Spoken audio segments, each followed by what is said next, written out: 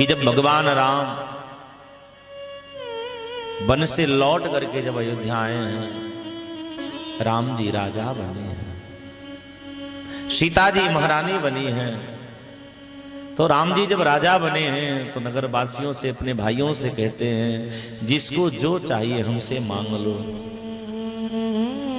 सबसे पहले सीता जी से कहा, आपको क्या चाहिए? सीता जी ने कहा, बस आपका प्रेम मिले रहे, और इससे ज्यादा क्या चाहिए? भरत, तुम्हें क्या चाहिए? भरत की आंखों में अश्रु आ गए। राम जी ने कहा, तुम रो क्यों रहे हो? भरत जी ने कहा, मुझसे बड़ा बड़भागी होगा कौन? राम जी ने कहा, तुम कैसे बड़भागी हो? भरत जी ने कहा, मैं उसी दिन अपने आप को बड़ा भाग्य समझ लिया कि दो दिस समुझ कहत सब लोगो, सब विधि भरत सराहन जोगो। लोगों ने आपसे बड़ा हमको बना के रख दिया, लेकिन मैं इस योग्य था नहीं।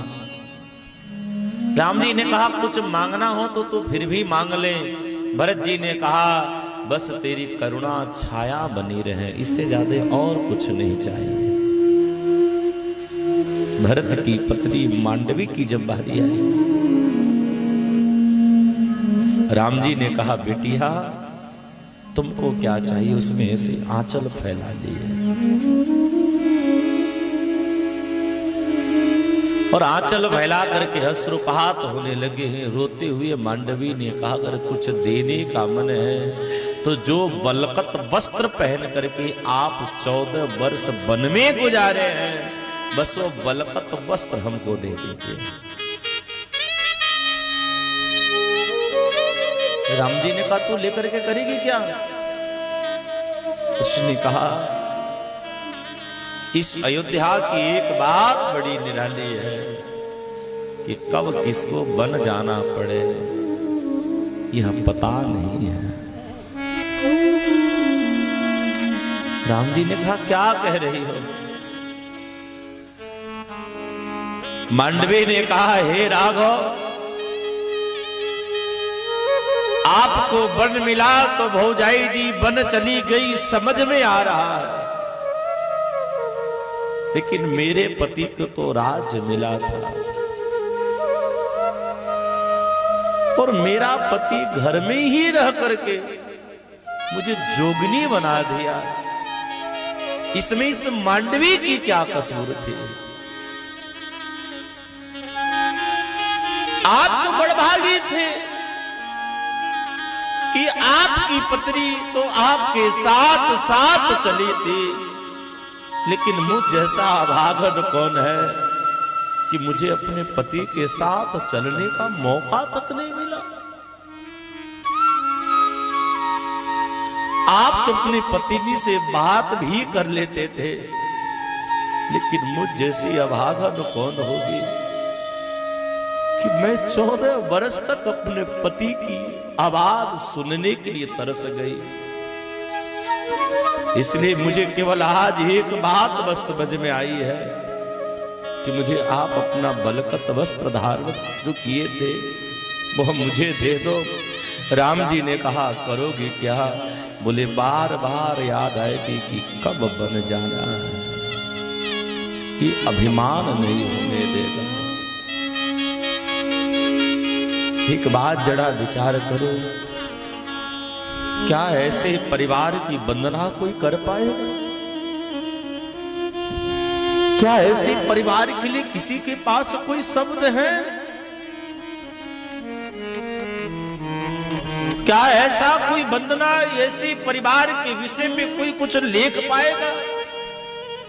गोस्वामी जी ने कहा, मैं राम के बारे में लिख सकता हूं, लेकिन मैं जनक के विषय में नहीं लिख पाता, क्योंकि जनक यहाँ तो सब गूढ़ तत्व प्रेमी है। यहाँ तो एक प्रेमी था, लेकिन जनकपुर में तो सब गूढ़ तत्व प्रेमी है।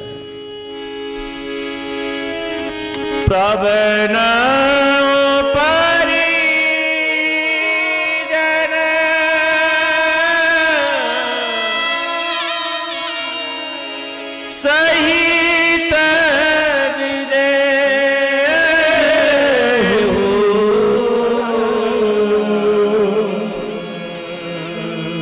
जाहि राम पद गूढ़ स्नेह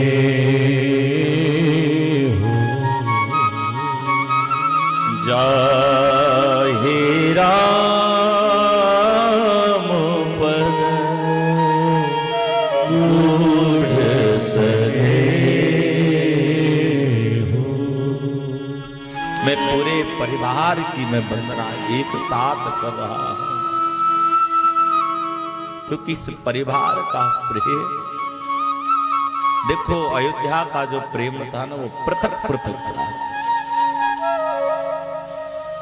जनकपुर और अयोध्या के प्रेम का अंतर क्या है, बड़ा विचार करिएगा। अयोध्या का जो राम जी के प्रति प्रेम था वो पृथक पृथक था। कौशल्या का प्रेम बालक के रूप में था, सुमित्रा का भी प्रेम बालक के रूप में था, नगरवासियों का प्रेम भातृत्व भाई आदि के रूप में था, लेकिन जनकपुर वासियों का प्रेम तो गूढ़ तत्व था। जनक जी के प्रेम को लिखने के लिए महाराज श्री गोस्वामी जी ने कहा, मेरी लेखनी में मानो स्याही नहीं है कि मैं उस तत्व को लिख सकूं, क्योंकि जहां पर जो भू यज्ञ आदि सब समाप्त होता है, वहां वो राम की परम तत्व प्रेम को प्राप्त करते हैं। और ऐसे पूर्ववासियों का प्रेम कौन लिख पाएगा? ऐसे पूर्ववासियों का प्रेम कोई नहीं लिख पाएगा। एक है जो जनक की बस सन्निकट खड़ा है, लेकिन पास जा नहीं पाया। लोगों ने कहा कौन है? वो स्वामी जी ने कहा मैं अपनी लेखनी से कहता हूं कि प्रवन प्रथम भरत के चरना जासुने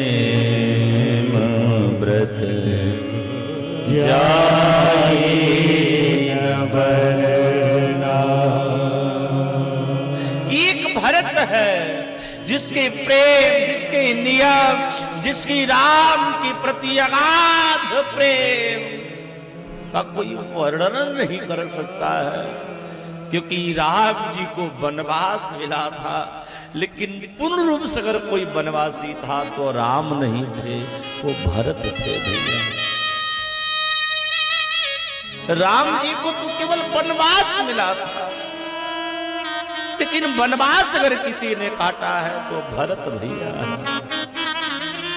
जो भरत भैया महल के सुख को छोड़ करके पर्णकुटी में निवास करता है, और कैसा पर्णकुटी है, बोले जमीन के अंदर मानो भवन बनाता है, और उसमें ही बैठ करके राम जी तो कंदमूल खाते हैं, लेकिन भरत भैया बोले गाय को गेहूं खिलाता है, और जब गाय गोबर करती है तो गोबर में जो गेहूं दिखता है उसे ही धो करके खाता है, क्योंकि राम का प्रेम उसका तत्व है।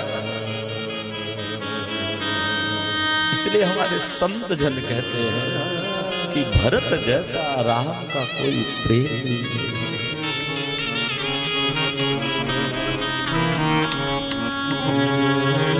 देखो प्यारे, राम जी दो बात